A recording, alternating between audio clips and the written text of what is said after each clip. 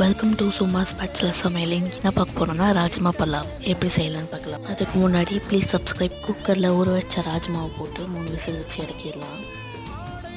அதுக்கப்புறமா ஒரு குக்கர் எண்ணெய் ஊற்றி கரம் மசாலா போட்டு வெங்காயம், இஞ்சி பூண்டு பேஸ்ட், காஞ்ச மிளகா, காஷ்மீரி மிளகாத்தூள்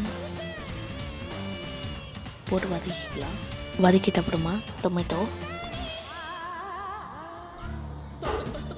தயிர் ஊற்றிக்கலாம். வதக்கிட்ட அப்புறமா கட் பண்ண காய்கறியெல்லாம் போட்டுக்கலாம்.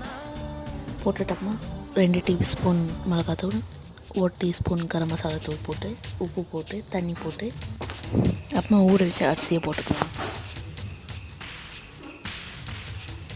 போட்டுட்டு 3 விசில் விட்டால் சூப்பரான ராஜ்மா புலாவ் தயார்.